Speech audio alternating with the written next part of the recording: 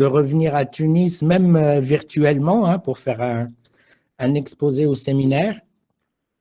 Et j'en profite pour saluer mes amis qui sont là.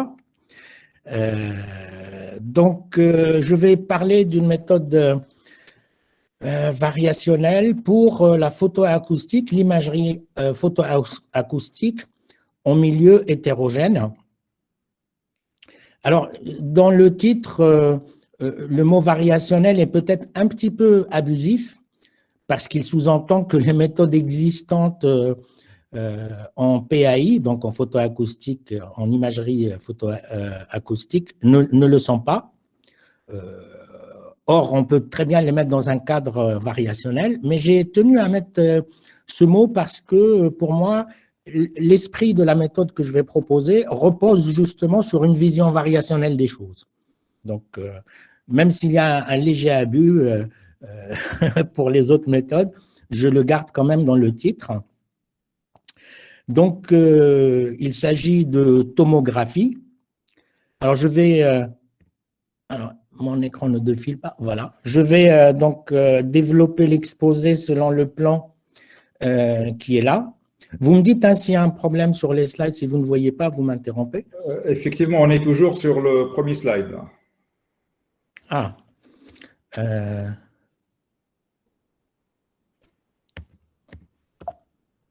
Et je ne sais pas du tout comment faire pour passer à l'autre slide, parce que moi, je le fais défiler là avec à la main. Est-ce qu'il y a un spécialiste dans la salle qui peut me dire ce que je dois faire? Zakaria, si tu peux fermer toutes les fenêtres et tu refais la présentation. Donc là, par contre, on voit, ça marche là. D'accord. C'était peut-être parce qu'il était en plein écran. Alors, au lieu de faire plein écran, je vais juste élargir cet écran au maximum. Très bien. Est-ce que la visibilité est bonne? C'est très bien, c'est très bien.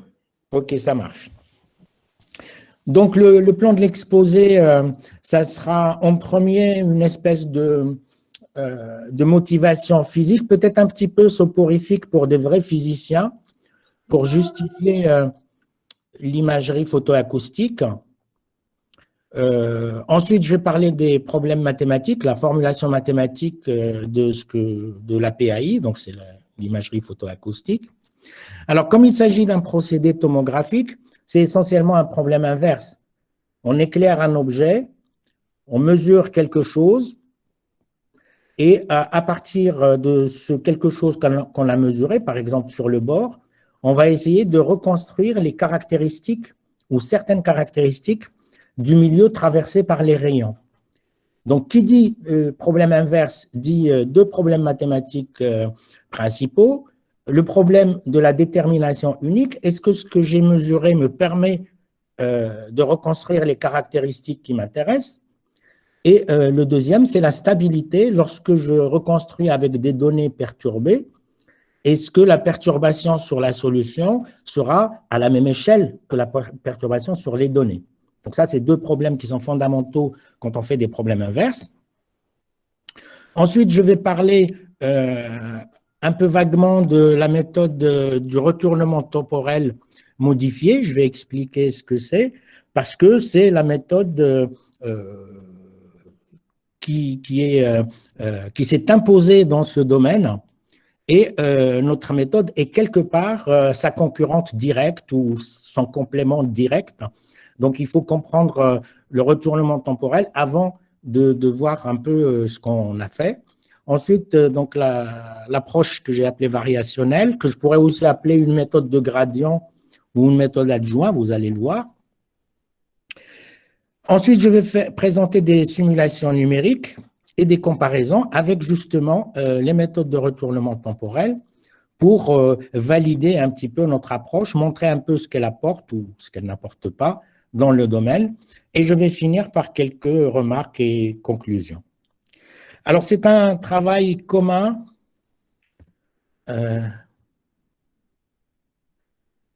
avec Ottmar Scherzer et Thomas Glas de l'Université de Vienne. Donc là, vous avez vu, quand j'ai fait défiler, vous avez vu apparaître les noms des collaborateurs? Très bien, ça marche très bien là. Parfait. Alors, pourquoi l'imagerie photoacoustique? Parce que c'est quelque chose, c'est un procédé d'imagerie, alors il y en a un tas, qui est assez apprécié dans le cadre de l'imagerie pour des petits animaux ou pour faire de l'imagerie à l'échelle des molécules, donc l'imagerie moléculaire, et en médecine, notamment pour visualiser des objets d'intérêt qui seraient petits, par exemple des petites tumeurs avant qu'elles ne se développent trop, des choses comme ça. Alors pourquoi petit? Parce qu'en fait, l'imagerie photoacoustique est basée sur un procédé un petit peu indirect. Donc, initialement, Graham Bell, donc un des pères de la téléphonie, dans les années 1880, a observé que l'absorption des ondes électromagnétiques par un milieu produisait une onde acoustique. Alors, je me suis arrêté là pour l'aspect historique parce que je ne sais pas si à l'époque, il y avait suffisamment d'instruments et d'instruments fiables pour mesurer donc pour quantifier cette onde acoustique, donc qui est indirecte, hein, elle est générée par les effets d'absorption associés à l'électromagnétisme. Il a fallu attendre le milieu des années 90 pour que ça devienne un vrai procédé, disons, qu'on pourrait appliquer à l'échelle de la médecine ou de la construction de scanners, parce que je pense que la technologie n'était pas suffisamment fiable avant. Et donc, les problèmes mathématiques aussi ont commencé pratiquement à la même période, donc milieu des années 90. Et l'idée, c'est le principe de base du fonctionnement de ce type d'imagerie, c'est voilà, d'illuminer un objet avec un rayon laser pulsé, attendre que l'effet photoacoustique se produise, donc que l'onde de pression soit générée, l'enregistrer sur des détecteurs. Alors, je vais montrer un schéma qui résume ces étapes.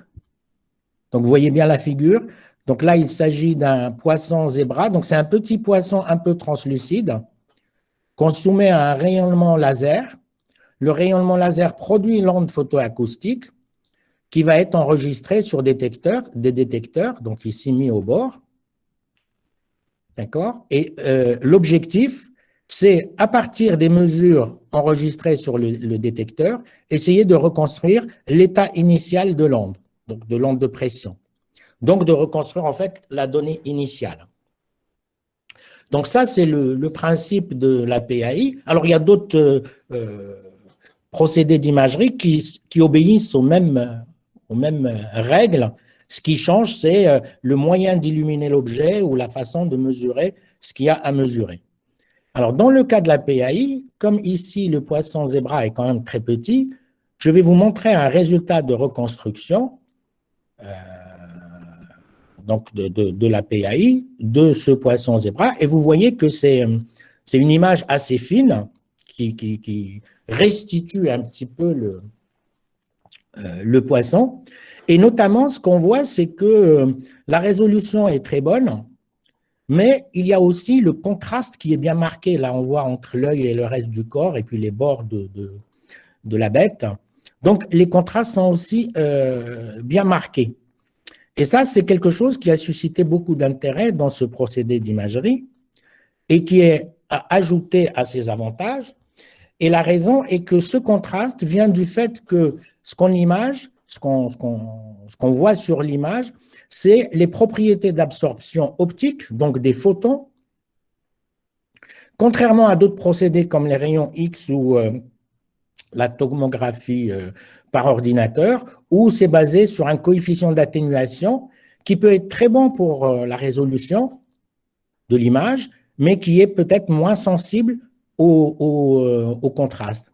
Et ça, c'est un problème, en tout cas pour les physiciens qui font de la tomographie, c'est qu'il y a des procédés basés sur les ondes qui sont très bons quand il s'agit de la résolution, mais qui sont moins performants pour restituer le contraste dans les matériaux traversés, alors que des procédés, on va dire comme l'impédance électrique, la tomographie par impédance électrique, qui, elle, va être très bonne sur les contrastes, mais qui va posséder une résolution assez faible. Et donc, la PAI, quelque part, amène un meilleur équilibre entre ces deux objectifs quand on fait ce genre de tomographie. Donc ça, c'est ce qui explique un petit peu l'intérêt que ça a pris, aussi dans les applications. Alors, c'est ce que je dis a été quantifié par des biologistes ou des physiciens dans les deux références que je vais montrer un petit peu après. Par exemple, ils ont constaté qu'il y a un fort contraste, y compris dans les tissus mous. Donc, ça, c'est intéressant. Et ce contraste est lié au fait que l'hémoglobine absorbe les photons de façon un peu plus vorace que le reste du milieu. Donc, ça, c'est un point. Un deuxième point intéressant, c'est qu'il y a une grande résolution, y compris en profondeur. Alors, pour ceux qui connaissent bien les problèmes de la tomographie, si vous remplacez le rayon laser par la lumière blanche, vous obtenez de la tomographie optique qui peut être intéressante aussi, mais par contre, les rayons de la lumière blanche ne pénètrent pas profondément dans le corps que vous voulez illuminer. Donc, il est intéressant quand vous vous intéressez à quelque chose qui est à quelques millimètres de l'endroit où vous éclairez, ou par exemple pour les cerveaux en néonatal, donc lorsque le cerveau n'est pas encore bien formé, mais qui est nettement moins intéressante quand il s'agit d'aller un peu plus dans les couches profondes. Alors que la photo acoustique, elle possède une forte résolution, comme une IRM ou comme tout procédé basé sur les ondes.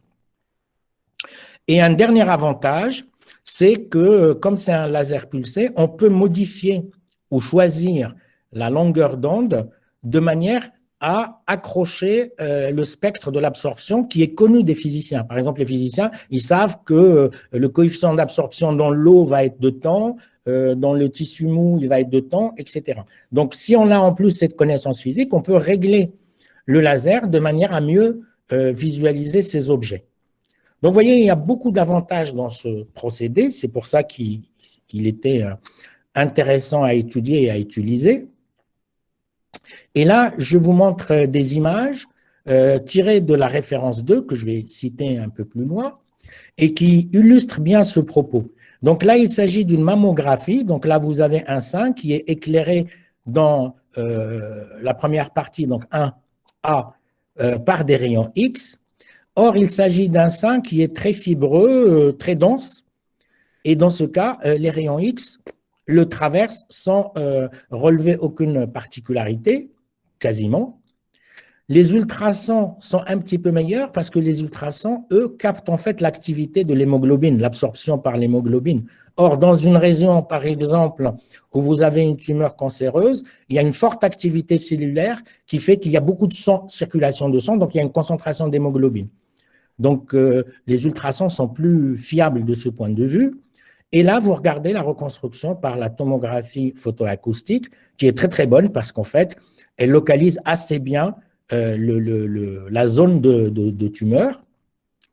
Dans le deuxième exemple, donc c'est toujours une mammographie, mais le sein est peu fibreux, la tumeur est assez consistante, hein, assez grosse.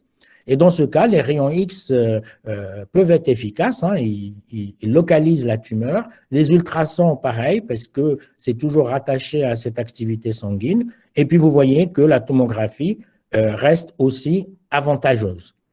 Donc, en comparant ces trois procédés d'imagerie, on comprend l'intérêt de la photoacoustique pour les utilisateurs. Alors, maintenant, ça, c'était un petit peu la motivation physique historique. Maintenant, la PAI a gagné en intérêt aussi parce qu'il y a de plus en plus de modalités d'imagerie et on est bien sûr tenté par recouper les informations données par des procédés différents et donc coupler des procédés différents. Or, si vous prenez l'impédance électrique, alors je vais arrêter le partage, je vais partager mon écran pour ma tablette, juste pour écrire le problème de l'impédance électrique que beaucoup d'entre vous connaissent déjà. Donc, je vous demande de m'excuser. Je ne vais pas faire ça très souvent, mais j'en profite puisque j'ai une tablette. Dites-moi quand vous voyez ma tablette. Très bien. Voilà. Donc, l'impédance électrique, la tomographie par impédance électrique, en gros, on va envoyer sur un domaine oméga, on va envoyer un courant électrique et on va enregistrer le courant, enfin la réponse du corps. Et ça se traduit mathématiquement par le courant suit une équation du type moins div de gamma grade U égale 0, donc oméga. J'ai donné une impulsion électrique, donc je connais la dérivée normale de U sur, on va dire, le bord de oméga. Et puis, je vais enregistrer U égale G sur ce bord. Et donc, le problème inverse de l'impédance électrique, c'est de dire si je connais le couple HG ou un certain nombre de couples HG, donc est-ce que si je connais U et DNU, je suis capable de reconstruire gamma. Donc, c'est un problème inverse assez classique, assez bien connu, les résultats sont connus. Et alors, quand vous faites ça, donc ça, c'est l'impédance électrique, la tomographie par impédance électrique. Quand vous faites ça, ce qu'on connaît de ce problème, c'est que lorsque le gamma est reconstructible de manière unique, comme on a des données au bord, très souvent, la reconstruction est assez instable.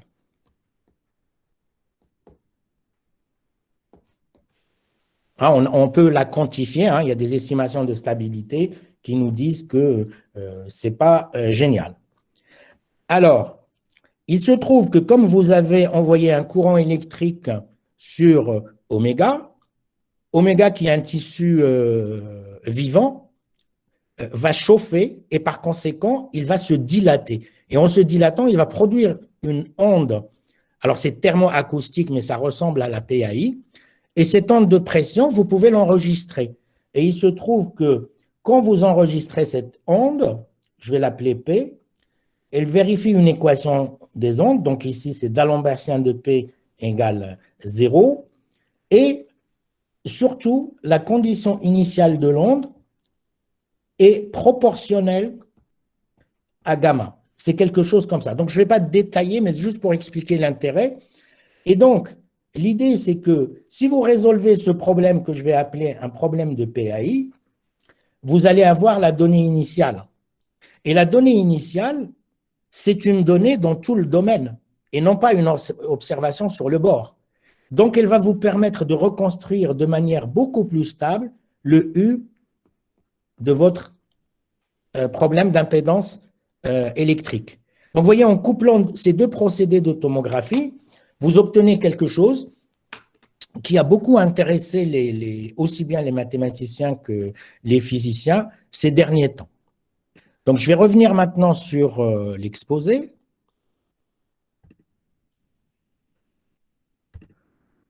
Alors, voilà. Autorisé. Alors, on n'a rien perdu? Très bien, ça marche là. Voilà. Donc, ça a augmenté l'intérêt pour la PAI. Alors là, j'ai mis des références. C'est des références qui commencent à dater. La plus récente, elle est de 2009. Donc, il y a des références un peu physique, imagerie, médecine. Et puis, il y a une référence, donc Cushman et Kunyansky.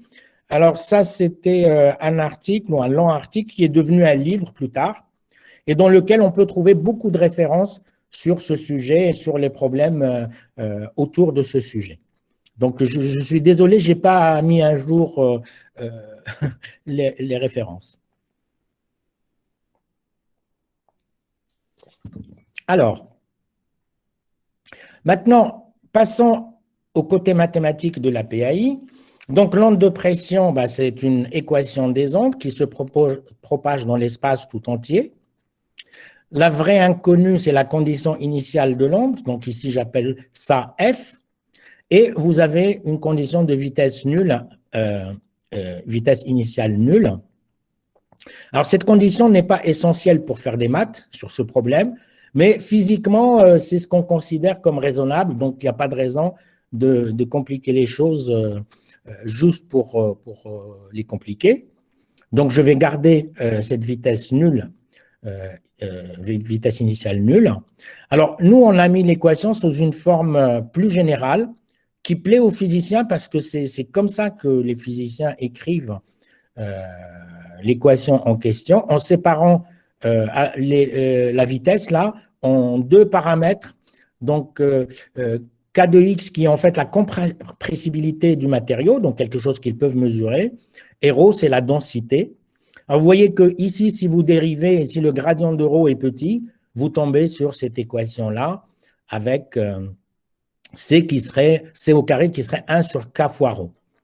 Donc, ça n'introduit pas beaucoup de difficultés mathématiques et c'est la forme qui est un peu plus générale que celle qui est habituellement considérée par les gens qui font les mathématiques de la PAI.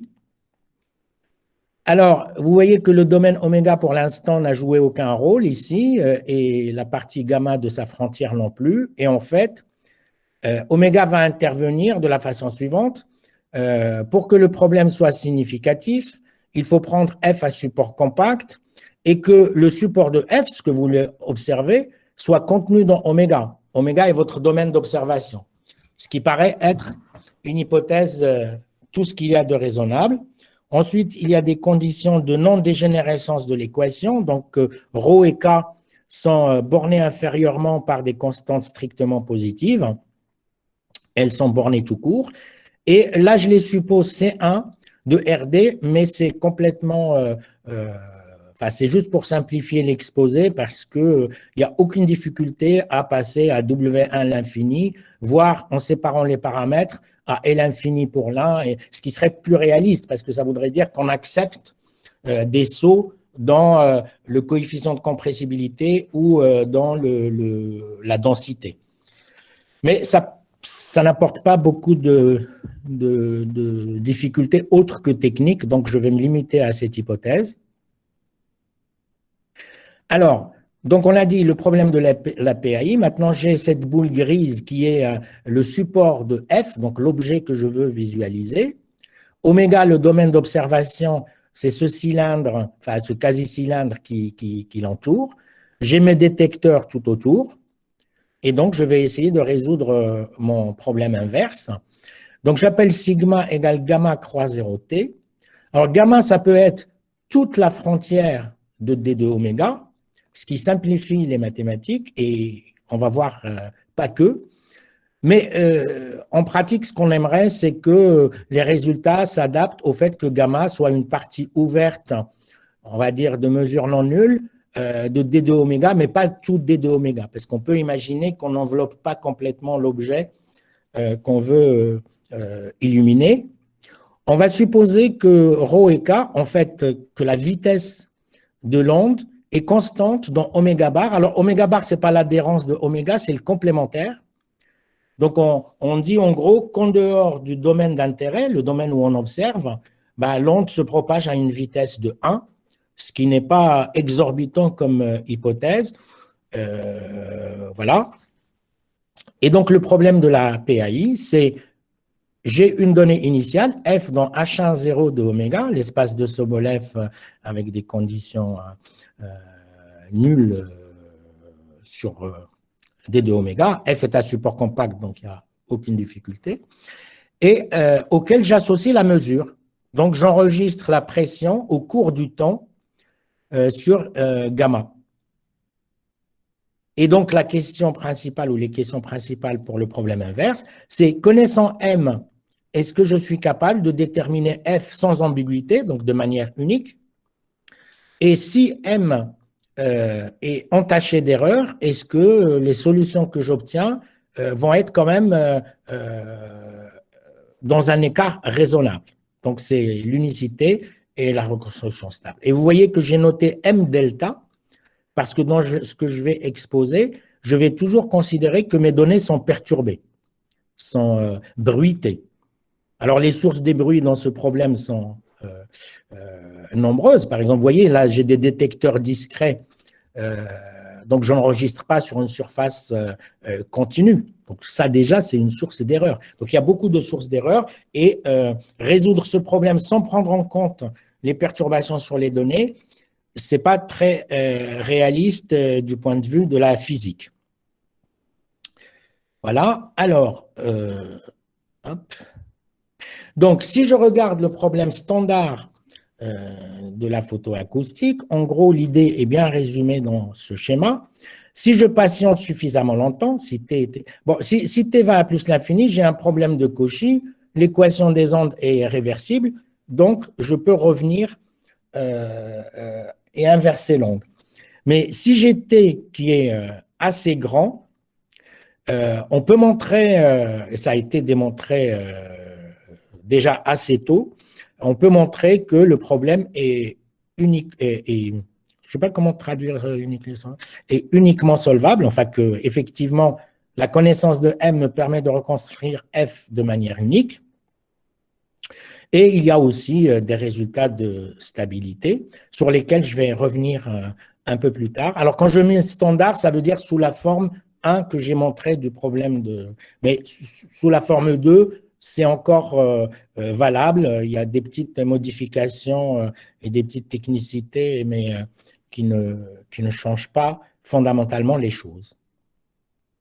Alors, maintenant que j'ai cet acquis, on peut s'intéresser à la question de la reconstruction.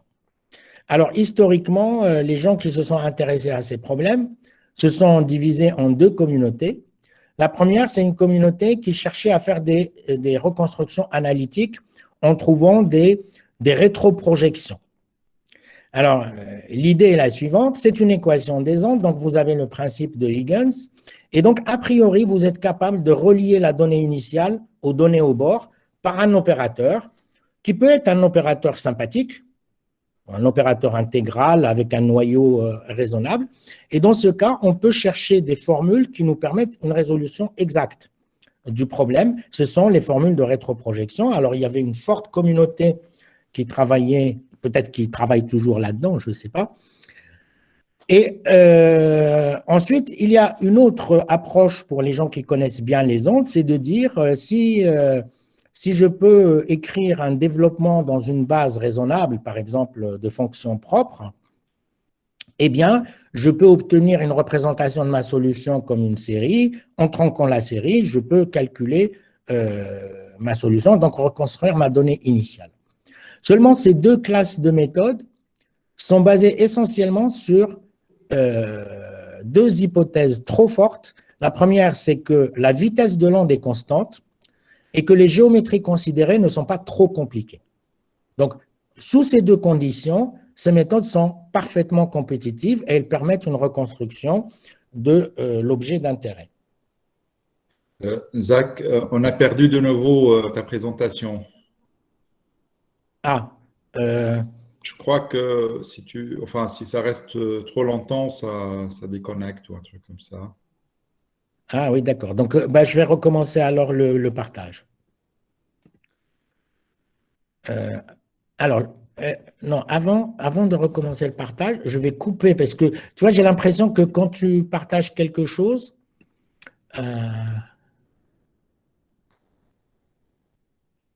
est-ce qu'il est, lui? Bon. Je recommence le partage parce que je suppose qu'il l'a coupé.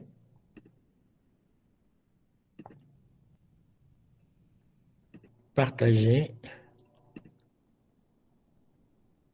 Autoriser. Vous l'avez? Très bien, merci. Voilà.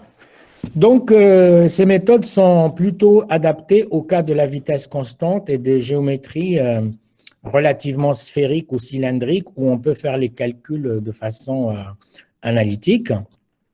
Lorsque la vitesse est variable ou la géométrie est générale,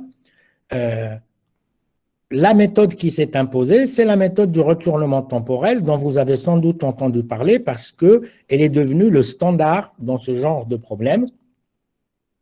D'ailleurs, c'était tellement standard que c'est ce qui a motivé le travail que je suis en train de vous présenter.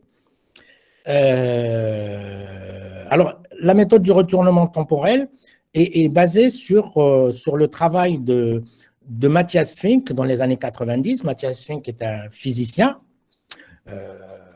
Et si j'ai bien compris, donc, derrière le retournement temporel, il avait en idée un dispositif qu'il a réussi d'ailleurs à fabriquer, lui ou des gens qui ont travaillé après lui, un dispositif physique, instrumental, où on met des miroirs disposés à bonne distance de l'objet qu'on éclaire, on fait propager une onde et on peut la retourner.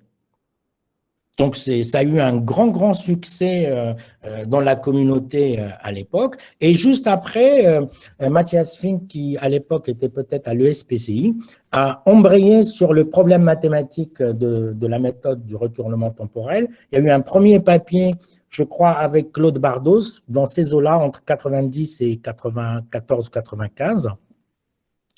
Et puis après, il y a toute une communauté qui a suivi et qui s'est intéressée au retournement temporel du point de vue mathématique. Alors, la version que je vais vous présenter, c'est une version modifiée. Pour moi, c'est la forme aboutie du retournement temporel. Elle a été proposée par Stefanov et Ullmann en 2009. Et elle peut se décrire de la façon suivante. Donc, le problème qu'on veut résoudre, c'est une équation de type lambda f égale h, où h, c'est l'observation, f, c'est la donnée initiale que je cherche à reconstruire, et lambda, c'est l'opérateur d'observation. Donc, algébriquement ou au niveau opérateur, on peut juste dire on veut résoudre cette équation. Alors, l'idée du retournement temporel, c'est d'introduire un opérateur A qui a h associe V de 0, qui est la donnée initiale de cette équation des ondes. Donc, c'est une équation non homogène. Vous avez une condition, c'est justement h sur le bord. Et vous avez V de t qui est égal à phi, je vais en parler après, et toujours la dérivée en temps qui vaut 0 à l'instant grand t. Alors, la différence entre le retournement temporel classique et modifié, c'est que dans le classique, on met 0 à la place de phi. Donc, on attend que l'onde s'évacue, en gros, c'est l'idée de Matthias Fink, et puis on inverse l'onde en mettant les miroirs complètement réfléchissants.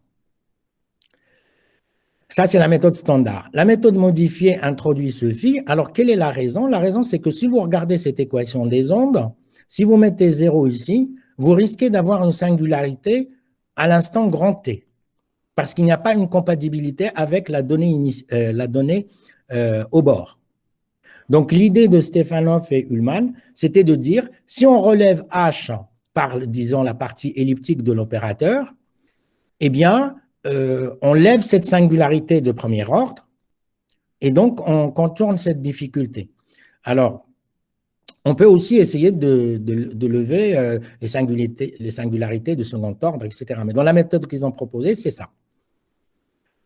Donc, A, c'est l'opérateur qui a H associe cette donnée initiale, et le résultat qu'ils obtiennent, donc le théorème qu'ils obtiennent, c'est que si grand T est plus grand que T de oméga, donc je reviendrai un peu plus tard sur T de oméga, disons si le temps d'observation est suffisant, et bien sûr fini, parce que sinon le problème devient nettement moins intéressant, eh bien en fait A lambda, c'est égal à I moins K, où K est un opérateur compact de norme strictement inférieure à 1.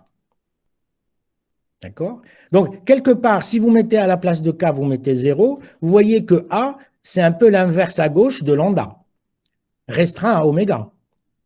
Donc, l'idée, c'est que c'est une inversion approximative du lambda. Maintenant, si vous avez cette structure A lambda qui est égale à I moins K, vous mettez ici A lambda, vous le remplacez par I moins K dans cette équation, vous avez I moins K de F égale H, K est compact et de norme strictement inférieure à 1, donc l'opérateur est inversible, et vous calculez I moins K moins 1, ça vous donne exactement cette série de Neumann qui vous redonne F de façon exacte, si vous êtes capable de calculer toute la série. Alors, qu'est-ce que c'est K? Voilà, K, c'est l'opérateur qui a F associé W0, donc il va en gros de H10 dans H1 quelque chose, donc dans H1, et qui résout cette équation des ondes homogène cette fois, mais W à l'instant grand T, c'est U de T moins phi, et la dérivée en temps, c'est dt de U à l'instant grand T. D'accord? Donc, K, c'est AF, il associe W0, solution de ce problème-là. Alors, avec ça, vous avez aussi une estimation d'erreur. Donc, en plus du résultat donné dans le slide d'avant, vous avez F moins A lambda F, donc quelque part une estimation d'erreur, est inférieur ou égal à oméga, donc c'est l'énergie restreinte à oméga à l'instant T, l'énergie de l'onde, sur l'énergie, toujours dans oméga, à l'instant 0, fois la norme de F, ici, F est dans H10, donc c'est la norme de F dans H10. Alors, si vous couplez ça avec des résultats de décroissance de l'énergie en domaine borné pour l'équation des ondes, du type de ceux de Nicolas Burck, vous avez vraiment une estimation d'erreur, en tout cas en T. Donc, tout ça est très bien. Et en pratique, la méthode du retournement temporel se révèle être un algorithme, d'où en fait sa forte attractivité de la communauté. C'est une méthode constructive où vous êtes capable de reconstruire ce qui vous intéresse, donc ici la donnée initiale, en le calculant par les termes de cette série. D'accord? Donc ça, c'est le point positif, enfin c'est un des points forts de cette représentation. Alors, les points faibles que je dirais, même si je suis enregistré et que je sais qu'il y a beaucoup de fans de la méthode de retournement temporel, c'est que quand même, cette série n'est pas évidente à calculer. C'est-à-dire que quand vous calculez K fois AH, je vous ai montré K ici, à la donnée initiale, il associe ça. Quand vous voulez calculer K2, l'équation doit être un petit peu modifiée, et notamment le problème de singularité qui était résolu à l'itération 1 doit être re-résolu. Et bon, algorithmiquement, il y a un peu de travail. Alors, dans les résultats numériques que présentait Stefanov dans ses différents exposés, je lui ai posé la question, ils se sont contentés de calculer le premier terme, en fait. Donc, K. Nous, on a fait plus.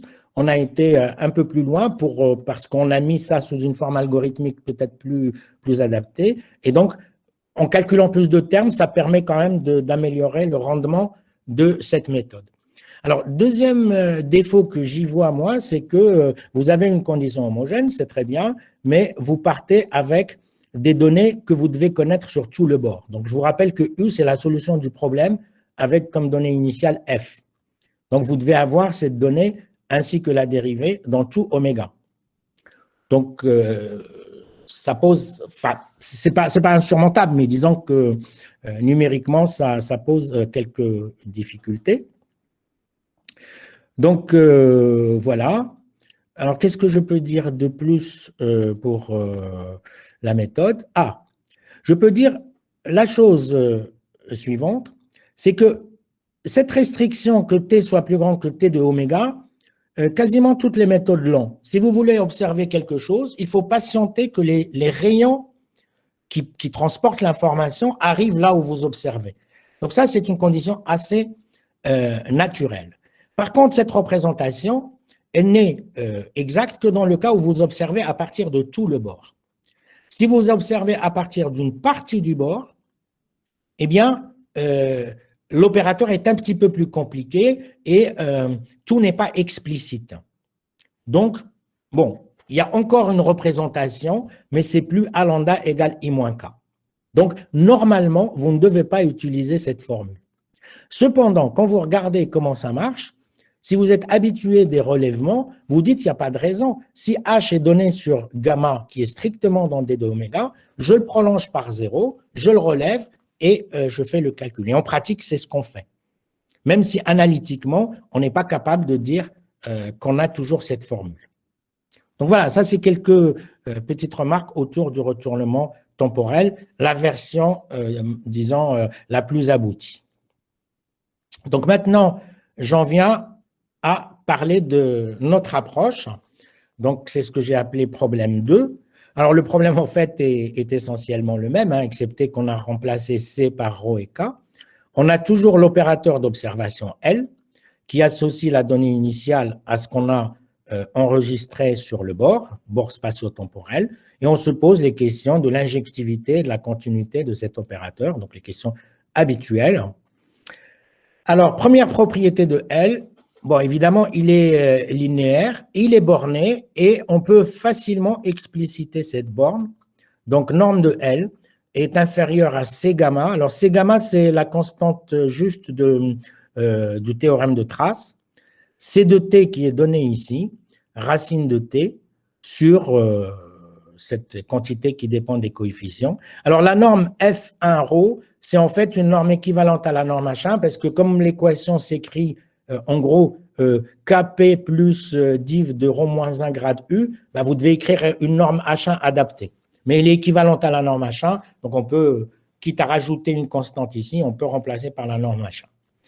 Alors, cette propriété est assez facile à obtenir parce qu'elle combine un théorème de trace, puisque L de F, c'est une trace sur sigma, avec des estimations d'énergie sur la solution P que vous cherchez. Donc, en combinant et en faisant des choses assez classiques, des inégalités assez classiques, bah, vous obtenez cette borne précise de l'opérateur L. Alors, ensuite, maintenant, pour aller un peu plus loin dans la compréhension de cet opérateur d'observation, on va introduire un temps T0 qui est un peu le T de oméga du théorème de Stefanov et Ullmann, et qui est le maximum pour x appartenant au support de f de la distance de x à d de oméga. Où la distance, en fait, c'est ce qui est écrit ici, c'est la distance de x, qui est dans f, au point x0 le plus proche sur d de oméga, mais le plus proche au sens de la géodésique riemannienne. Donc, en gros, c'est le temps de voyage d'un rayon partant de x pour atteindre x0. Alors, un théorème extrêmement semblable au résultat de Ullmann et Stefanov dit que si t est plus grand que t0, si le support de f est dans oméga, alors on a l'injectivité, c'est-à-dire que L de f égale à 0 implique f égale à 0, donc on a l'unique détermination. Alors, ce résultat n'est pas très difficile à établir. D'ailleurs, tous ces résultats sont basés sur le principe d'unique continuation de l'équation des ondes et de ses variantes. Alors, si vous écrivez l'équation des ondes de façon plus ou moins sophistiquée, bah, c'est le résultat de Tatarou, mais sinon, c'est juste Holmgren appliqué à bon escient et voilà, ça donne l'injectivité de l'opérateur. Un résultat additionnel qui est au cœur de ce qui nous a motivés pour cette méthode, c'est de dire que si oméga est strictement convexe, alors L est en fait un opérateur compact. Alors, l'hypothèse de stricte convexité n'est sans doute pas optimale, mais ce qui se cache derrière, c'est que si oméga permet, là dans tout ça, j'observe à partir de tout d de oméga. Si oméga permet à tout rayon de voyager et de laisser une trace sur d de oméga en un temps raisonnable, alors l'opérateur L va être compact. D'accord? Alors, ce résultat de compacité n'est pas tout à fait trivial parce que ce qu'on a envie de faire, enfin ce qu'on avait envie de faire tout de suite en voyant ça, c'était d'appliquer le théorème de Aubin-Lyons, de l'injection compacte pour des espaces de Bochner, hein, L de, enfin, H de 0T à valeur dans quelque chose. Et en fait, on s'était rendu compte qu'on ne pouvait pas l'impliquer parce qu'il y a un problème de régularité de la dérivée en temps de l'équation des ondes qu'on a considérée. Et donc, en regardant bien, il y a un résultat très fin de Tatarou de régularité de l'équation des ondes dans des conditions comme ça, qui dit que, en fait, la trace est dans H3 quart log de D2 oméga croix 0T. Et en combinant ça avec un argument de vitesse de propagation finie, on peut même supprimer le log et Y, dans ce cas, la trace est dans H3 quart. Si en plus on ajoute l'hypothèse restrictive de oméga strictement convexe, on obtient en fait H1 de D2 oméga croix 0T qui s'injecte de façon compacte dans L2. Et de fait, L apparaît, l'opérateur d'observation, comme une composition d'un opérateur borné, celui qui transporte l'onde, et d'un opérateur compact, c'est la trace à valeur dans L2. Donc, c'est juste ça, et ça donne la compacité. Et en même temps, ça fait réfléchir sur le problème où on ne considérerait pas la donnée sur toute D2 oméga, mais sur une partie gamma. Est-ce que ce résultat subsiste ou pas? Alors, probablement pas sans condition. En revanche, si on met des conditions du type ce que les gens du contrôle mettent, la condition de Lebot-Bardos-Rauch, c'est-à-dire qu'on suppose qu'il n'y a pas de perdition de rayons et qu'il n'y a pas de rayons qui viennent frôler de manière transversale là où on observe sans laisser de traces. Chez les inversistes, ça s'appelle une condition de géométrie non-trapping géométrie, ça veut dire non piégeuse. Oui, c'est ça, non piégeuse. Eh bien, on peut probablement encore obtenir la compacité de l'opérateur, mais ça demande un travail supplémentaire que nous, on n'a pas fait. Donc, on part du principe qu'elle est compacte, en tout cas pour l'essentiel de l'exposé. Cela dit, si elle n'est pas compacte, la méthode marche très bien, comme je vais vous le montrer. Alors, donc la méthode qu'on a proposée, c'est une méthode basée sur, c'est une méthode de gradient, tout simplement. Donc, on va regarder notre onde acoustique qui se propage dans RD, et on va séparer RD en deux parties, un domaine intérieur, oméga I, qui est le domaine d'intérêt, là où on observe, oméga, et un domaine extérieur qui est son complémentaire, dans lequel, je vous rappelle ici, pour simplifier, on considère que la vitesse de l'onde, donc en fait que K est ρ, que le produit K fois ρ est égal à 1. Alors, ce problème, on peut toujours l'écrire comme un problème de transmission. D'accord? Donc, on peut écrire que sur D de oméga croix 0T, on a PI, donc la restriction de P à oméga I, qui est égale à PE, la restriction de P dans le domaine extérieur, à cette surface, et on a la continuité de la dérivée normale. Et ce qu'on sait, c'est que PI est égal à H, puisqu'on a observé dans oméga. D'accord? Donc, on peut l'écrire comme un problème de transmission qui est complètement équivalent à l'écrire comme ça dans RD tout entier. Et ça va être la base de la méthode, enfin de l'algorithme qu'on va développer plus tard. Alors, maintenant, notre problème est le même que celui de tous ceux avant, y compris du retournement temporel, c'est de résoudre l'équation LF égale H avec L compacte. D'accord? Donc, si on veut résoudre LF égale H avec L compacte, et si on a connaissance de la théorie de la régularisation, on se dit, ça c'est le prototype d'un problème mal posé qu'il faut régulariser pour résoudre. D'accord? L, c'est le même opérateur d'observation. D'accord? Alors, on sort les livres sur la régularisation et on regarde ce qu'on sait faire pour ce genre de problème. Alors, nous, on dit, au lieu de chercher à construire un inverse approché, le A de la méthode du retournement temporel dans oméga de L, on va considérer le système d'équations normales. L étoile L égale F est égal à L étoile H, où L étoile, c'est l'adjoint de L. Et donc, c'est ce problème-là qu'on veut résoudre. Et ce problème-là, dans le cadre de la théorie de la régularisation, on sait qu'on peut le résoudre avec une certaine efficacité, comme je vais le montrer. Et notamment, il y a plusieurs algorithmes. Par exemple, la méthode de Landweber itérative qui nous dit ce schéma-là, le schéma 3, Fm plus 1 égale I moins alpha, etc., eh bien, permet de résoudre le problème. Alors, pourquoi je dis que c'est une méthode de gradient? Parce que vous voyez que si je prends alpha comme un pas de temps, et si je réarrange mes termes, en gros, je suis en train d'écrire de façon discrète, enfin, une semi-discrétisation en temps, que la dérivée en temps de f, c'est le gradient d'une énergie qui est exactement l'erreur en moindre carré de L étoile LF moins L étoile H. Donc, c'est tout à fait classique comme problème mal posé. Alors, ce qui reste à comprendre, et c'est pour ça donc que je parlais de méthode variationnelle.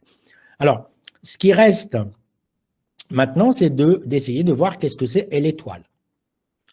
Alors, L étoile, c'est un calcul d'adjoint, donc on est dans le cadre variationnel, ce qui fait qu'on va calculer LF fois Y, où Y c'est la solution du problème de départ. On va faire des intégrations par partie, et on se rend compte que L étoile, en fait, l'adjoint, c'est un opérateur de L2 dans H1 0, qui s'écrit E rang L étoile D, où L étoile D, c'est le vrai adjoint, c'est l'adjoint L2, si vous voulez, qui à G associe la dérivée en temps de Z en 0, et E, c'est juste l'injection, l'adjoint de l'opérateur d'injection de L2, enfin de H10 dans L2. D'accord? Donc ça, c'est un calcul variationnel que je ne vais pas développer parce qu'il est long, mais qui ne pose pas de difficultés particulières. Et en particulier, vous voyez que pour évaluer L étoile, eh bien, je dois résoudre cette équation des ondes qui est posée dans RD, contrairement au A de retournement temporel qui était posé que dans oméga, ce qui pouvait paraître un avantage, avec ces conditions de transmission. Alors, l'existence pour ce problème, le caractère bien posé, peut se faire de plusieurs façons. Alors, le plus simple, c'est de régulariser H et d'appliquer une méthode de Galerkin, de Fedot-Galerkin, et puis par densité, de passer au cas général. Ça se fait assez bien. Voilà. Donc, l'opérateur et l'étoile est parfaitement bien défini.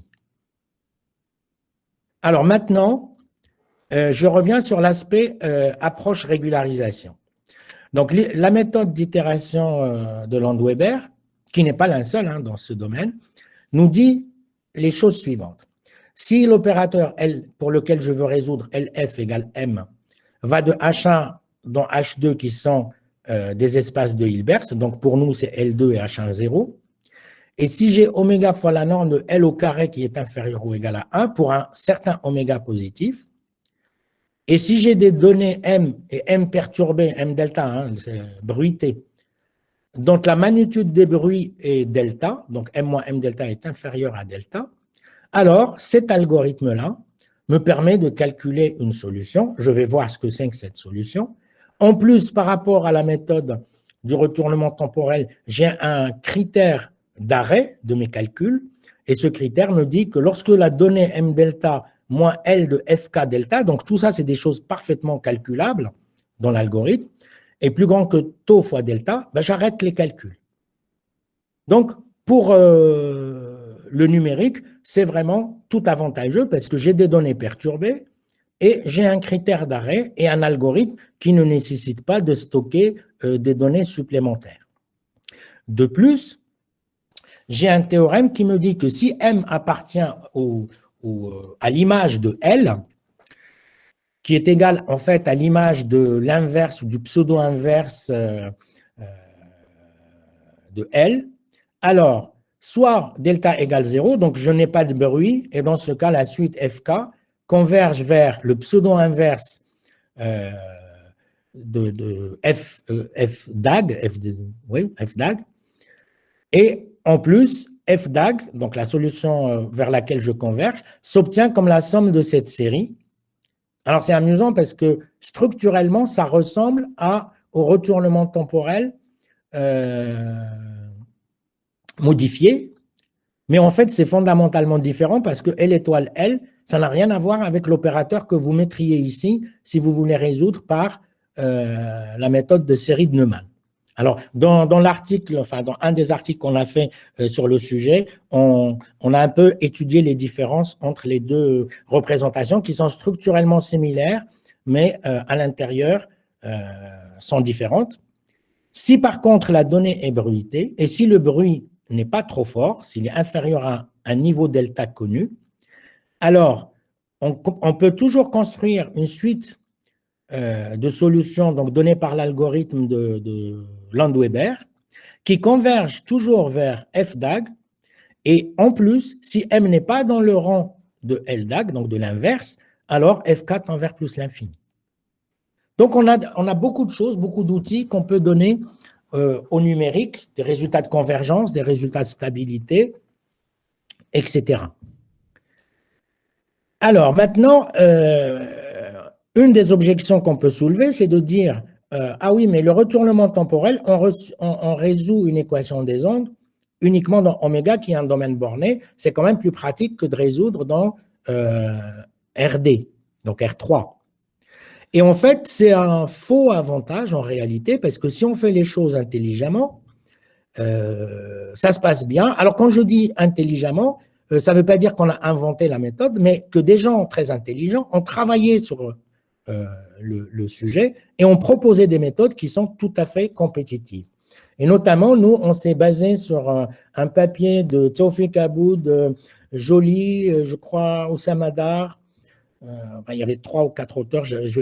Désolé, je n'ai pas toutes les références là sous la main, mais je peux vous les donner si vous voulez, qui résolvaient une équation des ondes donc pour un problème direct dans R3 et qui ont proposé de coupler une formulation intégrale sur le bord de oméga pour résoudre le problème extérieur avec une méthode de Galerkin tout à fait classique à l'intérieur.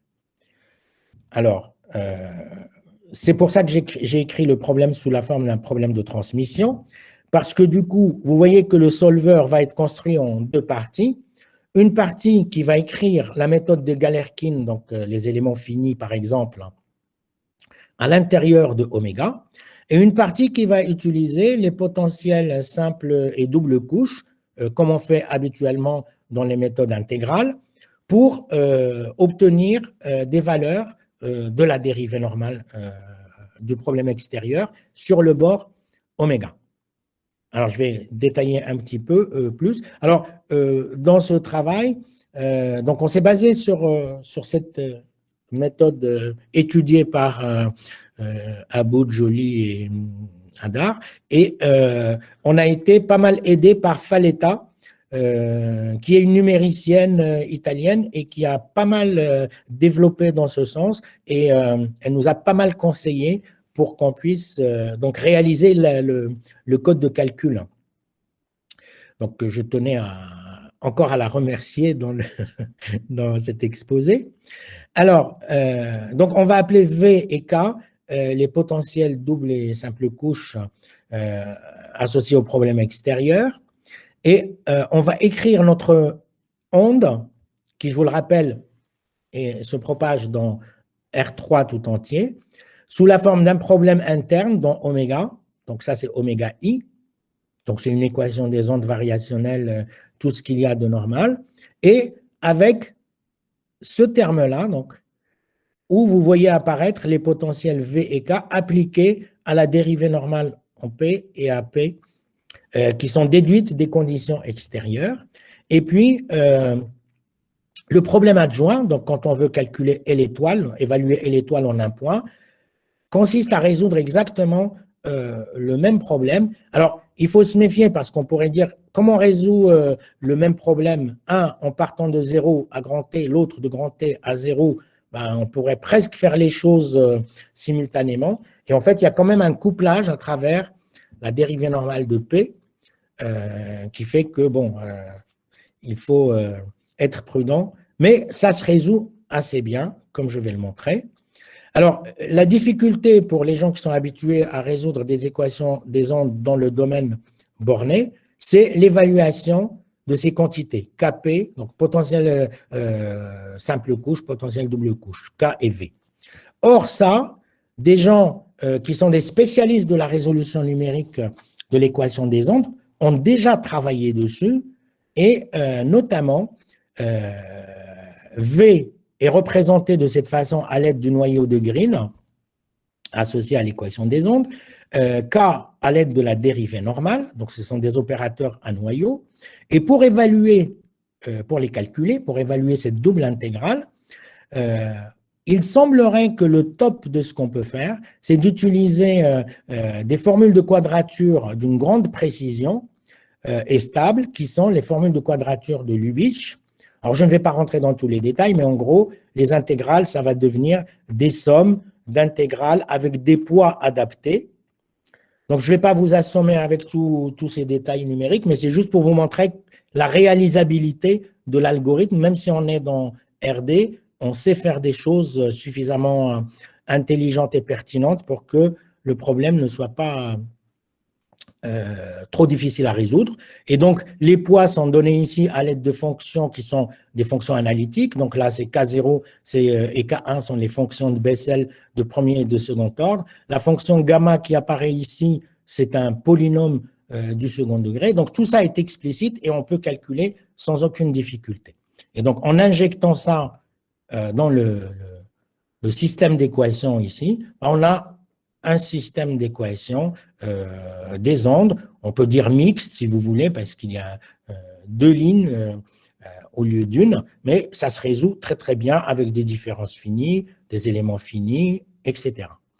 Alors, nous, dans le schéma qu'on a retenu, donc on remplace la dérivée normale par un multiplicateur de Lagrange, on initialise de cette façon, et après, on explicite avec Euler, donc on a ici une approximation de la dérivée seconde en temps, et ici, un terme complètement explicite. On aurait pu faire mieux en mettant n plus 1, donc faire quelque chose de semi-implicite, etc. Mais dans le papier de Aboud, Joly et Hadar, ils ont bien étudié les schémas numériques, leur stabilité, leur ordre, et ils ont montré notamment que ce schéma, aussi simple soit-il, permet de faire les choses de façon assez satisfaisante. Et puis pour la partie intégrale, on résout sur sigma cette équation qui est très très simple, encore une fois avec les formules obtenues par Lubitsch.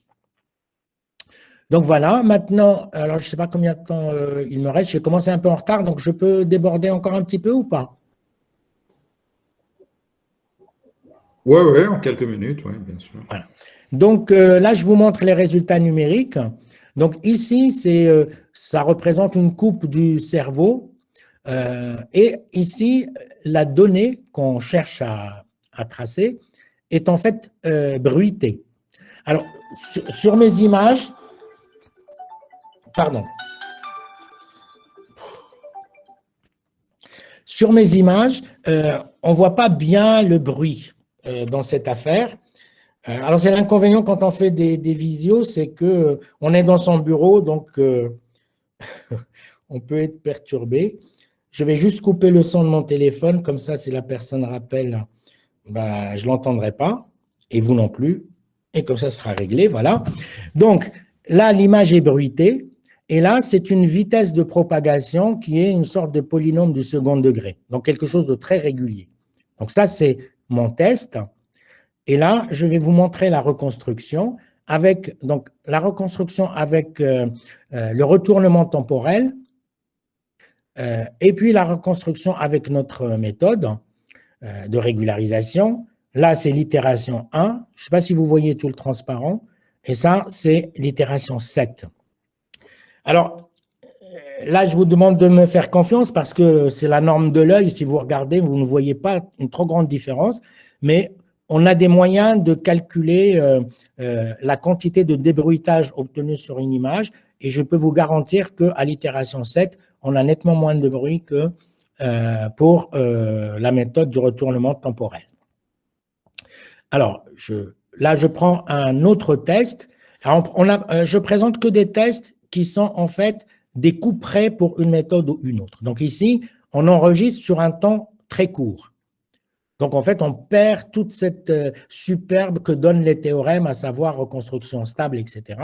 Et on veut donc imager, retrouver ces petits fantômes.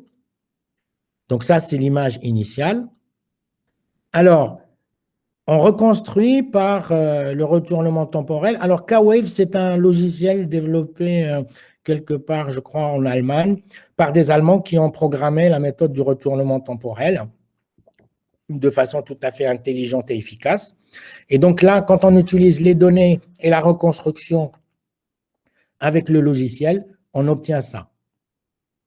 Si vous faites la même chose en utilisant uniquement les données du logiciel K-Wave et vous reconstruisez avec nos méthodes, vous avez une nette amélioration du résultat.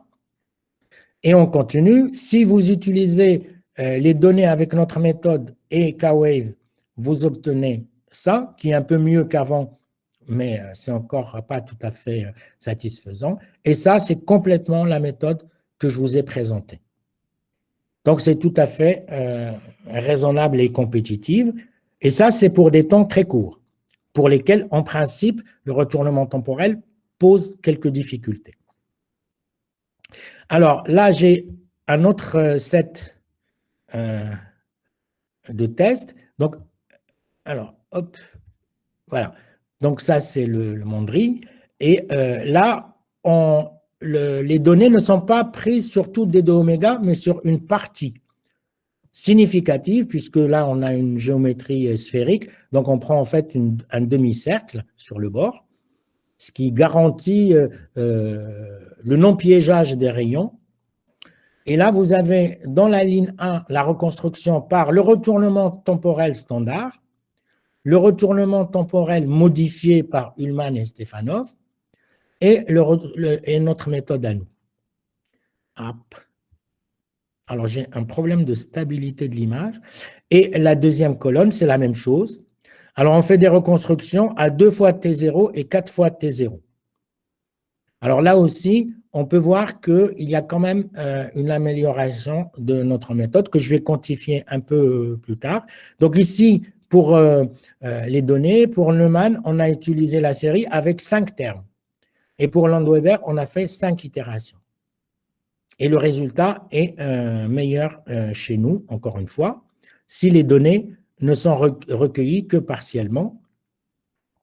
Alors, maintenant, si on fait reconstruction complète, mais avec des données bruitées, avec des niveaux de bruit que les spécialistes connaissent, on mesure ça par des SNR, Signal to Noise Ratio, qui permet un peu d'identifier le niveau de bruit, eh bien, le retournement temporel est là, le retournement temporel modifié est là, ça débruite un peu mieux, mais pas trop, et ceci en faisant 5 itérations, ce qui est quand même pas gratuit, et puis notre méthode qui est, en toute honnêteté et toute objectivité, assez bonne avec 5 itérations de Landweber. Après, je vais dire pourquoi, en fait, elle est assez bonne, parce que, bon, je vais y revenir.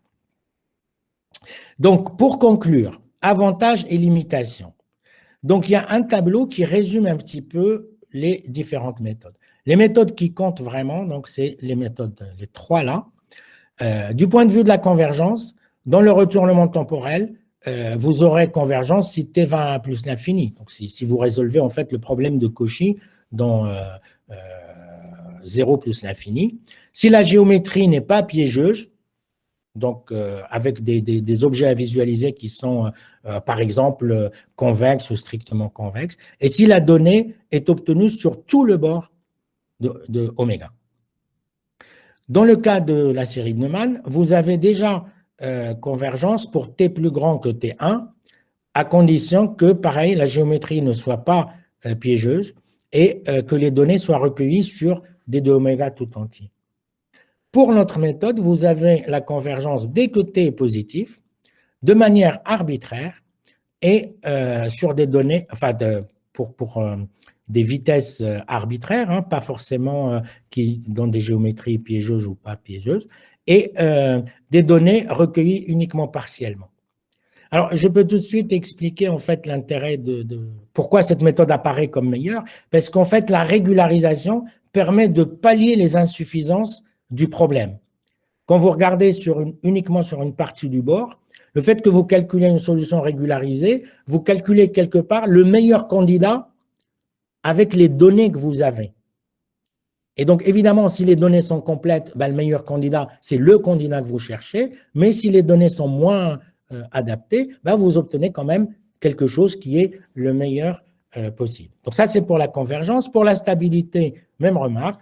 Vous avez la stabilité pour le retournement temporel pour t plus grand que t1 dans les mêmes conditions. Pour t plus grand que t1 sur 2 dans la condition non trappine et même avec des données partielles, sachant que moi, j'aurais quelques commentaires à dire là-dessus, parce que, comme je vous ai dit, la représentation I-K n'est plus valable telle qu'elle, il faut la modifier. Et pour la solution régularisée, qu'on calcule avec notre méthode, vous avez ça. Et finalement, par rapport au bruit, vous avez la réponse. Le retournement temporel, que ce soit classique ou modifié, ne permet pas de le prendre en compte, ce qui ne veut pas dire qu'on ne peut pas faire quelque chose pour améliorer les méthodes de ce point de vue-là. Mais dans notre méthode, c'est construit dans la méthode même, puisque c'est une méthode basée sur la régularisation. Donc forcément, elle donne de meilleurs résultats par rapport au bruit. Et finalement, pour conclure, donc voilà, je me répète encore une fois, la méthode est très très bonne, très compétitive. Elle peut s'adapter à des situations plus générales, donc des propagations anisotropes où C serait une matrice avec deux coefficients diagonaux différents, dépendant de X évidemment. On peut, comme c'est une approche variationnelle, on peut rajouter des contraintes. Par exemple, on peut prendre la contrainte d'une donnée f qui ne serait pas dans H10, qui ne serait pas régulière, ou d'une vitesse qui ne serait pas C1, donc qui serait par exemple C1 par morceau. Donc tout ça, ça marche. Alors, j'avais mis to be done en note, c'est l'analyse numérique, parce que la méthode qu'on a utilisée, l'essentiel de l'analyse numérique a été effectué déjà par les gens qui l'ont proposé pour le problème direct. Donc, il y a encore des choses à faire, mais c'est pas, on va dire, c'est des fonds de tiroir. Et une question sur laquelle on avait commencé à réfléchir à l'époque, c'était de reconstruire simultanément la donnée initiale et autre chose, par exemple la vitesse elle-même. Ou alors, un autre problème que je n'ai pas écrit ici, c'est de prendre en compte la fréquence dans la vitesse et aussi dans la pression, et essayer de voir si pour différentes fréquences, on va obtenir un système comme ça de tomographie, qu'est-ce qu'on peut faire, qu'est-ce qu'on doit observer pour pouvoir reconstruire quelque chose de raisonnable. Et j'en termine là. Je vous remercie pour votre patience. Voilà. Merci beaucoup, Zakaria, pour ce très bel exposé. On passe maintenant aux questions. Donc, si vous avez des questions, donc, je vous invite à lever la main.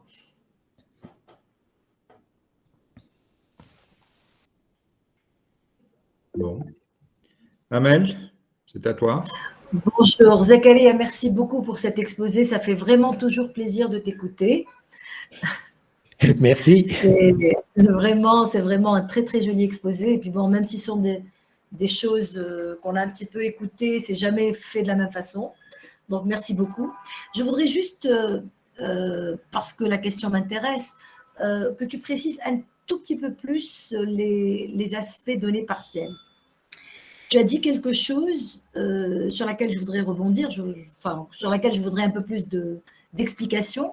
C'est que tu estimes que la régularisation serait la manière de régulariser, ou en tout cas de résoudre ce problème de données partielles. Est-ce que tu peux en dire un tout petit peu plus ? Ouais, en fait, donc, quand je disais ça, c'est parce qu'en fait, quand tu regardes le retournement temporel dans sa version modifiée, tu as une représentation élégante en termes d'opérateurs et tu as une série de Neumann et tu vois bien que tu peux calculer f de façon exacte en inversant l'opérateur I-K qui est compact avec une norme strictement inférieure à 1. Or, si tu n'observes que sur une partie du bord, bon, déjà, cet opérateur-là, K, n'est pas comme ça. Et deuxièmement, la formule A lambda n'est pas égale à I-K. Il y a d'autres opérateurs qui interviennent. Donc, c'est un petit peu plus compliqué d'avoir une représentation, disons, aussi élégante. Maintenant, si tu regardes notre méthode, alors, cela dit, on pratique ce que tu ferais, tu prends l'équation, tu prends ta donnée, tu la prolonges par 0, tu la relèves, donc phi va être dans H3,5 ou quelque chose comme ça, et tu espères comme ça pouvoir contourner ce problème de la donnée.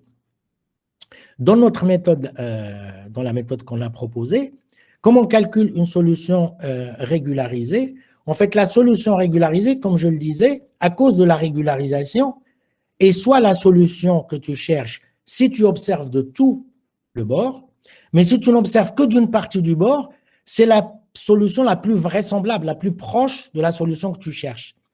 Mais là où tu n'as pas d'observation, tu peux très bien perdre des rayons, donc tu perds quelque chose. La régularisation, c'est un petit peu un moindre mal, un plâtre pour prolonger de la façon la plus acceptable possible ta solution.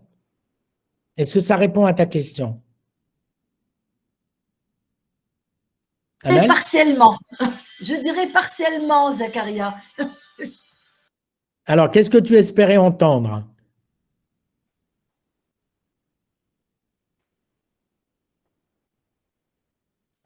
Pardon, parce que moi aussi, j'ai mon téléphone juste à côté qui s'est mis à sonner. Non, non, c'est pas que j'espérais entendre quelque chose, c'est pas ça. C'est que tu disais que la régularisation, bon, je pose la question autrement. Dans la méthode de retournement temporel classique, Oui. dans laquelle on aurait des données partielles, est-ce que je ne pourrais pas faire quelque chose au niveau des opérateurs qui apparaissent, qui sont un peu compliqués à expliciter? Est-ce que je ne pourrais pas régulariser ces opérateurs-là, si j'ose dire, avoir des choses plus simplifiées? Est-ce qu'il y a des travaux qui ont été faits là-dessus? Non, non, parce que c'est compliqué en fait, parce que quand tu fais ça, quand tu fais le retournement temporel, c'est basé sur le fait que l'opérateur que tu regardes est un opérateur intégral de Fourier, donc que tu attaques par des outils d'analyse microlocale. Et là, tu n'es pas du tout dans le monde de la régularisation. C'est-à-dire, régulariser signifierait presque modifier l'opérateur. Tu voudrais, par exemple, qu'il serait un opérateur à noyau, ou en tout cas un noyau pas trop déraisonnable à partir d'un certain temps. Mais pour expliciter ce noyau, à ma connaissance, ce n'est pas fait. Je ne dis pas que ce n'est pas faisable, hein, je n'en sais rien, je ne suis pas spécialiste de ces opérateurs. Mais je dis que les gens qui font de l'analyse microlocale, ce n'est pas leur souci, ils ne font pas ça. Et donc, en gros, ce que tu fais, tu écris les rayons, tu déduis des paramétriques, et après, tu coupes et tu fais une sorte d'analyse harmonique sur la paramétrique. On peut dire que quand tu coupes la paramétrique, c'est peut-être un procédé de régularisation. Mais ça ne rentre pas du tout dans le cadre classique de la régularisation. Et souvent, les outils, les formules que tu obtiens ne sont pas explicites. Enfin, le peu que j'ai pu voir n'est pas explicite et exploitable. Maintenant, il faudra peut-être poser la question à des spécialistes de ces opérateurs. D'accord. Et est-ce que tu peux juste nous donner une toute petite idée, sans monopoliser la parole, sans que moi je monopolise la parole, je veux dire, juste une deuxième question concernant justement les données partielles. Est-ce qu'il y a dans les essais que tu as faits, est-ce qu'il y a des conditions à mettre? Est-ce qu'il y a sûrement des conditions à mettre? Quel type de données partielles tu as utilisé? En bref, si tu veux, parce que je n'ai pas envie de… En fait, nous, quand on a commencé ce travail, il faut peut-être arrêter l'enregistrement parce que je vais peut-être de temps en temps dire des méchancetés, mais quand on a commencé à faire ce travail, on cherchait quelque chose, une alternative au retournement temporel, et on avait en idée l'adjoint. Et du coup, en écrivant l'équation normale L étoile L, F égale L étoile H, on s'était dit, ça ressemble pas mal à la méthode HUM en contrôlabilité exacte. Tu vois? Donc, en partant de cette idée, on s'est dit peut-être qu'on saurait faire des choses exactement comme dans la contrôlabilité exacte, à savoir avec la même condition Lebeau-Bardos-Rauch qui dit que dans un domaine précis, il faut que tu empêches les rayons d'être piégés quelque part. Donc, soit tu joues sur la géométrie, soit tu choisis gamma d'une façon suffisante pour que tu aies la garantie que tous les rayons pertinents vont traverser là où tu observes. Donc, quand on a fait des tests, par exemple, sur les données partielles, tu vois, sur le visage du mandrill, on a pris la moitié de la sphère. Et ça te garantit qu'il n'y a pas, parce qu'elle est convexe, ça te garantit qu'il n'y a pas de rayons qui vont être piégés ou qui vont être transversaux au bord, tu vois, et qui vont faire perdre de l'information. Donc, la condition géométrique à satisfaire est exactement la même que dans le cas de la contrôlabilité exacte. Donc, si tu as des données partielles, tu choisis gamma de manière à prévenir ce genre la violation de ce genre de conditions qui est quasiment optimale dans le cas, je crois même optimale dans le cas de la contrôlabilité exacte, et je pense que pour les problèmes inverses, c'est exactement la même chose. D'accord. Merci. OK. Je rends la parole. Merci, Amel. Est-ce qu'il y a d'autres questions?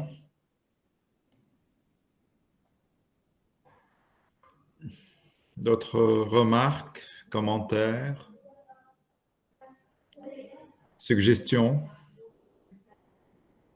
Non. Zacharia, tu es toujours avec nous? Oui, oui. D'accord. Bon, peut-être moi j'ai une petite question. Donc là, sur les coefficients K et ρ dans l'équation hyperbolique, est-ce que tu imposes qu'elle vérifie certaines propriétés à l'infini? Est-ce que sont constants? En fait, K fois ρ, enfin 1 sur K fois ρ, c'est C. Donc, c'est la vitesse de l'onde. Et ce qu'on impose, c'est qu'elle soit constante en dehors du complémentaire dans le domaine extérieur. D'accord. Donc, en dehors du domaine, enfin, dans le domaine extérieur, tu as une onde avec une vitesse égale à 1. D'accord. Et là, ce que j'ai remarqué, c'est que pour toi, la géométrie non captive, c'est essentiellement le domaine est convexe. Oui, parce qu'on ne voulait pas trop, on connaît les travaux dans ce domaine, et on ne voulait pas trop se prendre le chou sur des détails techniques. Donc, fondamentalement, ce qu'on veut, c'est une géométrie. Parce que, tu vois, ça, c'est fait pour construire des scanners ou des objets industriels. Donc, on ne voit pas pourquoi l'industriel va s'amuser à mettre des cheveux à une boule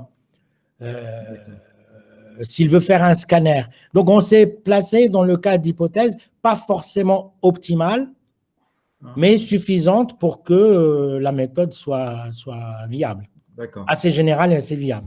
En fait, ma question, est-ce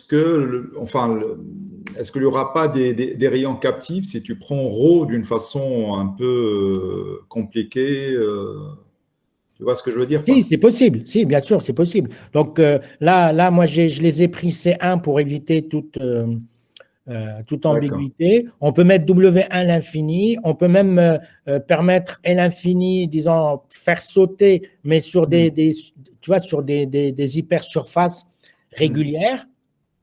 Là, ça serait intéressant d'ailleurs parce que le problème de la PAI, si tu le poses en sismologie, en regardant les ondes sismiques, tu ne maîtrises pas l'objet oméga dans lequel tu observes parce que c'est la Terre.